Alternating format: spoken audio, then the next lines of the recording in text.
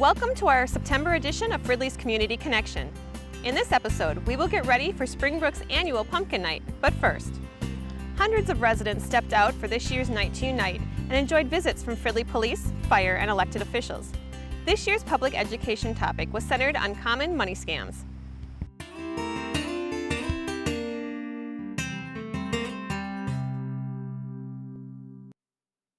Thank you for joining us. I'm Raquel Strand, and this is Community Connection. In today's digital world, criminals are really upping their game. Last month at Night to Unite, neighbors celebrated community and also learned about some of the more common money scams that are happening right now. Here's Myra Harris-Johnson and Liz Chevalier with more about these crimes. Hi, I'm Myra Harris-Johnson. I'm the Special Projects Coordinator for the Fridley Police Department.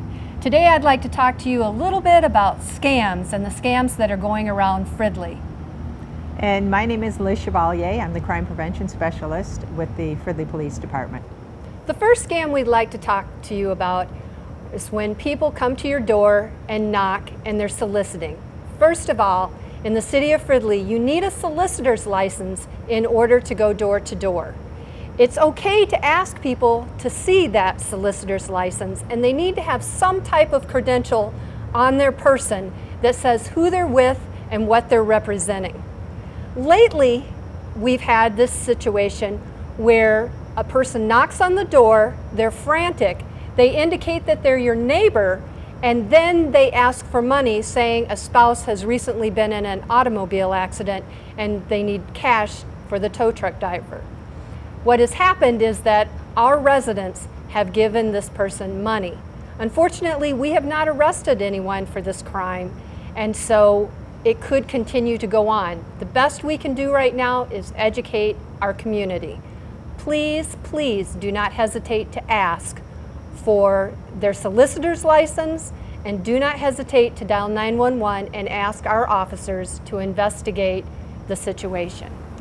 A couple of other scams that we've been seeing a lot of is, one is the grandparent scam, where you will get a call from a person saying that they're your typically it's a grandson, and saying that they're in Mexico or in some other country, or maybe they were even in a bad accident and they need money to fly home or to get home. It is not true. It is not your grandchild. Again, it's a scam, and unfortunately a lot of people have fallen for that. The other one that we're seeing a lot of is a phone call, or it's on your computer as well, from the IRS. That is not the way the IRS does business. They are not going to call you and say, if you don't send us a certain amount of money, that we will be at your door and we will arrest you. Again, it's a scam. They also will sometimes send a message, not only the IRS, but on your computer. A message will pop up saying your computer has been locked, and in order for you to use your computer again, you need to send us a certain amount of money.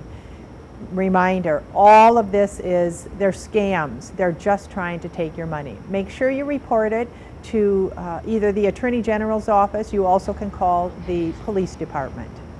Another situation we have going on here in the city is where our residents will receive a letter in the mail indicating that they've received a check, and if they cash this check and send back a portion of it, they can keep the rest.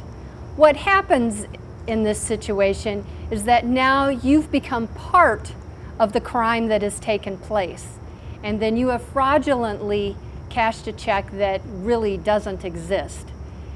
Make sure that if you receive something like this in the mail, put it through your shredder. There is nothing that is legitimate about this situation. Another example of lottery scams that we are seeing is what's called like a foreign lottery. You will receive an email from somebody saying that you are the last living heir of an estate, foreign estate, and they're trying to contact you so that you can receive the winnings. Keep in mind, this is a scam. And not only via email do they try to reach you, but there's anytime somebody is asking for you to make a payment, there's a fee or taxes associated with you receiving the money. That is a scam. A true winning for a lottery, there are not fees associated with it. So if you get a message or a phone call where the person is saying, you send us some money and then we will give you the balance of your winnings.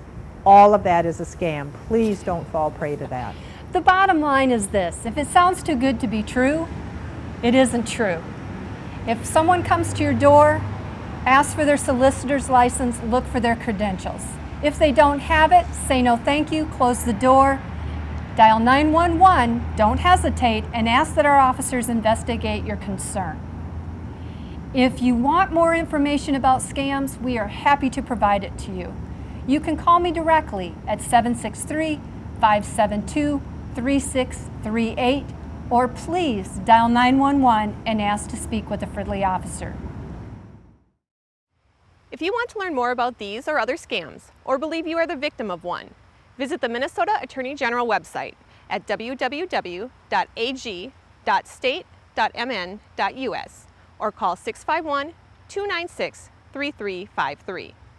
Last year, Springbrook Nature Center set record numbers with their annual Pumpkin Night celebration, and planning is already underway for another successful event. Tara and Jan give us a little inside scoop for Pumpkin Night in the Park 2015. Hi everybody, my name is Tara Rogness. I'm the Interpretive Program Supervisor here at Springbrook. And I'm Jan Swanson. I'm the Program Administrator of Springbrook and the Volunteer Coordinator as well. And we're here to talk a little bit about Pumpkin Night in the Park. The favorite event all year. All right, this year's Pumpkin Night in the Park will happen Saturday, October 17th from 6 to 10 p.m. Jan, what are we going to see this year? Hey kids, when you come through the gate, you'll be experiencing a wonderful choice of going down the trail and seeing costume characters. Our pirates are going to return again this year. And don't forget to come in costume because you can dance your night away to all of the wonderful music of Halloween. Also, there will be a new trail of pumpkins, which we'll talk about later. And there's going to be a new surprise on our stage, but I'm not going to tell you about that. I want you to come and find out for yourself. Well, and we can't make all of these fantastically fun things happen just by ourselves. And so if you're looking to volunteer, if you've got some strange, super cool urge to be able to get into a costume, make a prop, help line up pumpkins, if you'd like to light pumpkins, or if you'd like to carve pumpkins, definitely give the Nature Center a call. We have lots of things for you to be able to do. So you heard me say earlier that we're going to be needing 850 pumpkins carved, turn them into jack-o'-lanterns for the night of the event. So that means if you are a group, a church group, a school group, a family group, or individuals, come on out and help us carve these pumpkins. We are going to start on Sunday, which will be the 11th of October from noon to 4, and then also continue on until Thursday, which will be the 15th. You can just give us a call to sign up for your special time with your family or group or friends. So now that you've heard all about the event, I bet you're really excited to be able to figure out how to get your tickets. It's really easy. If you'd like to purchase your tickets in advance, they are $6 a piece and can be purchased over the phone by calling the Nature Center.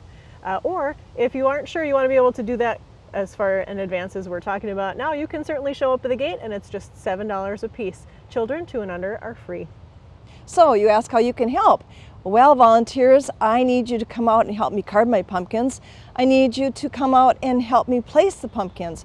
I also like anybody who likes to be a character to come and grab a costume and interact with families and children on the trail. I'm looking for key clubs, I'm looking for church groups, I'm looking for people who maybe even want to get involved before the event. We have committees that are helping to make some prop as well, so you can give me a call for that.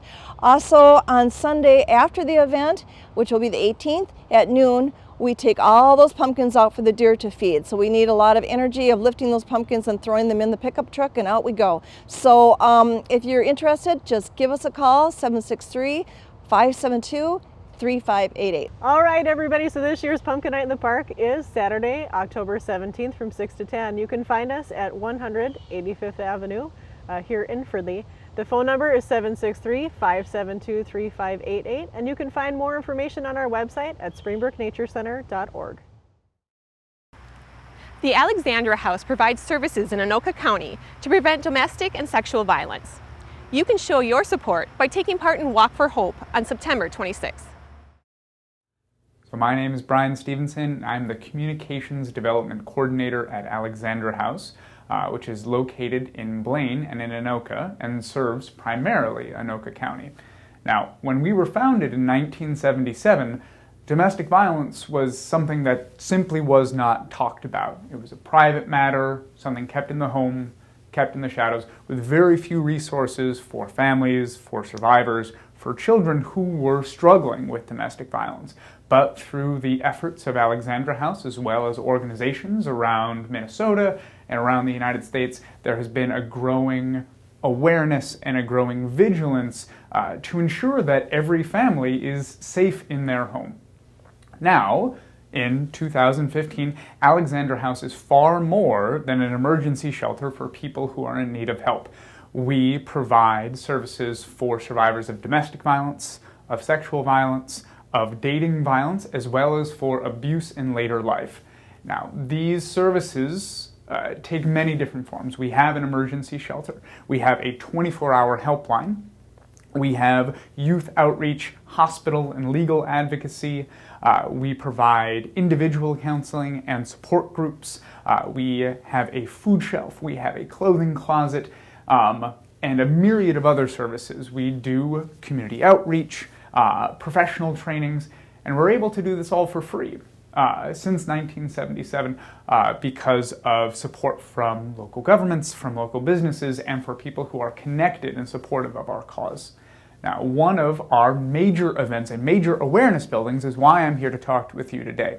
The Walk for Hope, which is coming up September 26th, which is a Saturday, and I promise will be a beautiful sunny autumn day, is one of the ways that we come out and raise awareness, raise excitement, and remind ourselves about this issue, about the work that has been done, and the work that still needs to be done.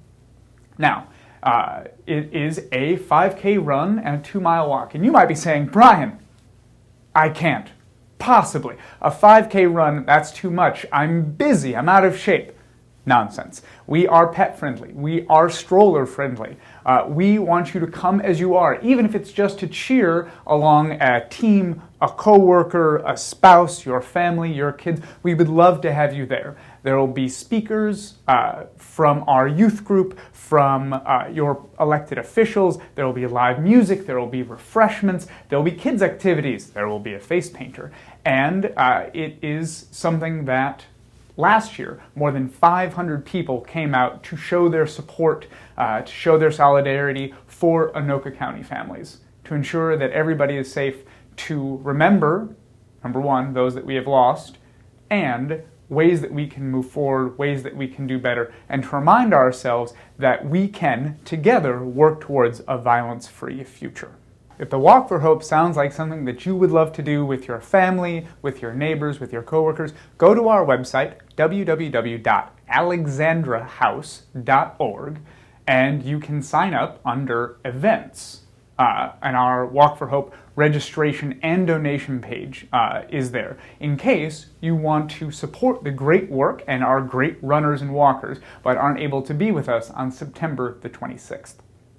Now, if you are interested in more services, again, please go to our website. You'll find out about all of the services that we provide, as well as ways that you can help. The goods that we take, different ways to support us financially, different volunteer opportunities that you can have if you are interested in getting involved and making a real impact in Anoka County and in the rest of greater Minnesota. As we get busier, sometimes important activities like recycling become less of a priority. But really, the energy it takes to recycle is nothing compared to the energy it saves. Here's Kay and Max to give us some easy tips for home recycling. When you recycle aluminum cans, you save energy. In fact, 95% of the energy it requires to create a new aluminum can. And these recycled cans turn into brand new cans after only 2 short months. So recycle aluminum cans. I'm Kay Qualley, Environmental Planner for the City of Fridley, and with me today is Max Cowger, Environmental Planning Intern. Thank you, Kay. And here are a few good tips for recycling at home. First, cardboard is recyclable. Please throw that in your recycling. Along with cardboard, other paper products like newspapers, office paper, magazines, and other junk mail are all good to go in your recycling.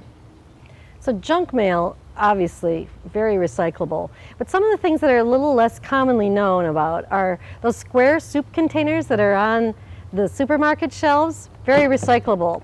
The berry boxes and lettuce containers from the deli and from the produce department, recycle. Other plastics 1 through 7, like yogurt cups, all recyclable. These things are not good for your recycling. Pizza boxes and other food contaminated products go in the garbage. That box you pulled your lasagna out of the freezer from, that is not good for the recycling either. And lastly, do not put styrofoam in the recycling. In 2012, when the city of Fridley went to a single sort recycling program, this size cart, known as the 65-gallon, was delivered to all city residents from units 1 through 12, which just means single family homes up to apartments size 12 units. So now we have an opportunity for people that are good recyclers and those that would like to request an upgrade to a 95-gallon size. And as you can see, it's about the same footprint. It takes up about the same amount of room on a garage or property, but it's a little bit taller. It's a little bit wider. It's easier to recycle cardboard and many other things, especially since recycling is collected only every 2 weeks. So call the City of Fridley Environmental Planning Department for your free 95-gallon recycling cart upgrade. Do not use these plastic film bags to throw out your recyclables. Instead, use cardboard.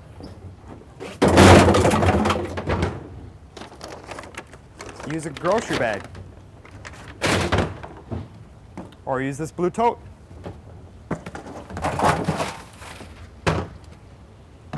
So another advantage of going to a larger sized recycling cart is that you might be able to downsize your garbage cart. Garbage is taxed in the state of Minnesota at 10%. And so why donate the extra funds? Why not save money and save resources by recycling? Don't forget about that drop-off day you're having, Kay. Well, that's right. Upcoming at the first Saturday in October will be our 3rd recycling event for those hard to get rid of items. And this year, in addition to appliances and electronics, carpet, paper for shredding, scrap metal, and other categories of those difficult materials, we're going to be getting rid of waste tires for the first time. There'll be a small charge to get rid of a big hassle. Don't miss our final residential recycling drop-off event of the year, coming up on Saturday, October 3rd, from 9 a.m. to 1 p.m. at the Fridley Public Works Garage. For more information, look for the postcard coming in the mail or visit us online at fridleymn.gov/recycling. The summer storms that hit Fridley resulted in many new roofs for homeowners. Do all those construction signs around town have you thinking about additional home improvements? Maybe it's time for new windows or a bathroom remodel. Fridley has partnered with the Center for Energy and Environment to help you get started. Nate Phelps from CEE tells us more about some great options. The nonprofit Center for Energy and Environment Lending Center is honored to partner with the City of Fridley to administer the Fridley Home Improvement Loan Program.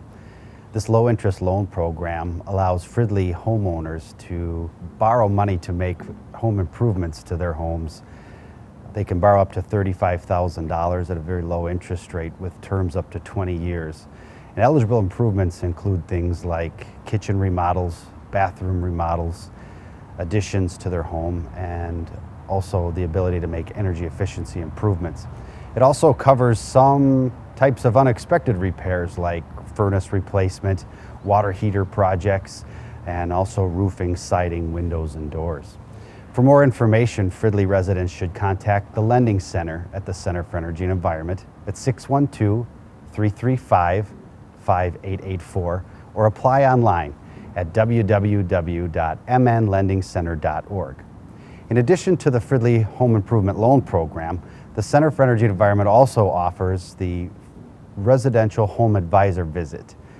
During this visit, homeowners can meet with a representative from the Center for Energy and Environment who will help them to prioritize improvements to their home, get ideas on the scope of their project, compare bids from contractors, help them with questions about hiring a contractor, questions about code violations and so forth.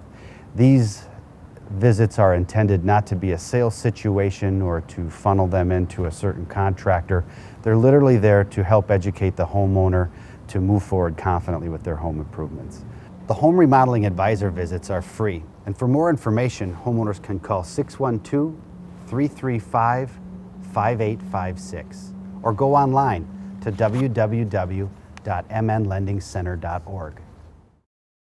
The Fridley City Council continues work on several big projects. Here's City Manager Wally Weisopel with the Council Update. Welcome to the Council Update. I'm Wally Weisopel, City Manager, and here's what the Council action was on August 10th and August 24th. We begin each Council session with a workshop. These are opportunities for the Council to discuss policy items but take no action. We continue discussion regarding the location of a new City Hall and Public Works garage. The preferred sites continue to be at the current locations. Remodeling would take place at the Columbia Arena and then at the transit-oriented district at the train station on Main Street. Council continues to have some discussions regarding those locations and hopes to make a decision sometime in the next month. We also had a discussion regarding the general licensing provisions. As you know, the city regulates a number of different items, such as rental buildings, etc., and those licenses oftentimes come to the City Council for approval. We're looking at streamlining that process and allowing it to take place for approval at the city staff level, thereby eliminating some of the time that takes place between the application for a business license and the actual approval. More will be coming up in the meeting in October. We also had a council discussion with regard to the city levy. As you know, there's a charter restriction that keeps our levy, our operations levy, to the amount of inflation or 5%, whichever is less. For example, for 2016, we already know that the levy won't increase more than 1.4%. However, that does not affect the debt service levy whenever the city goes out to bond for things such as capital projects for streets or city buildings. That is not restricted by the levy. The city has several bond issues that will be coming off of the levy in a couple of years, and the City Council is considering paying off that debt a couple of years early and thereby saving about $40,000. More action will be taken on that at the September 14th City Council meeting. On to legislative items, the City Council made some additions at Springbrook, including paying for a new Springbrook boardwalk. That's been a capital improvement item for the last couple of years. The city has saved enough money to have that done. We're actually going to be saving money from the original bids, and that work has already begun, and the replacement should be done in about a month. We also approved, the City Council did, the project scope and plans for the spring project. This is the addition to the existing building out at Springbrook. That project will go out for bid next week, and we hope to begin construction this October. The City Council also approved the Summit Manor Street Rehabilitation Project. It's a little bit late in the year to begin a project, so some of this work may carry over into the spring of 2016. Residents are already seeing some work taking place in that neighborhood. And then finally, the City Council approved a building variance at 4550 Main Street. And what's a building variance? This is when the city code requires setbacks be at a certain level. And in this case, it's a 20-foot setback in that industrial area.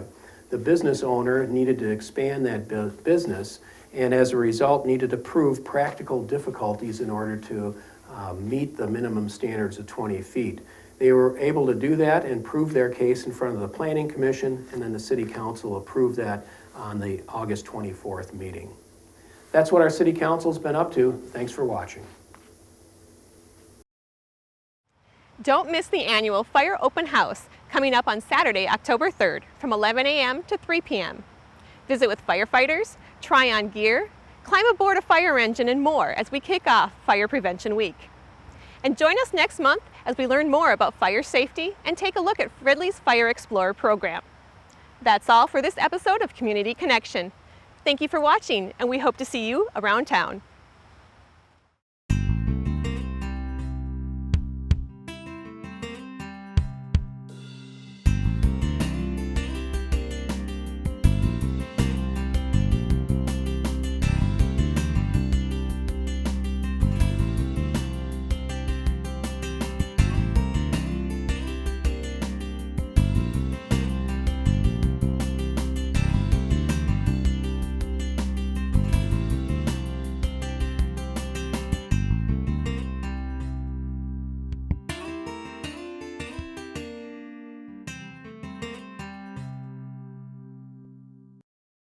This has been a production of Fridley Municipal Television, Channel 17.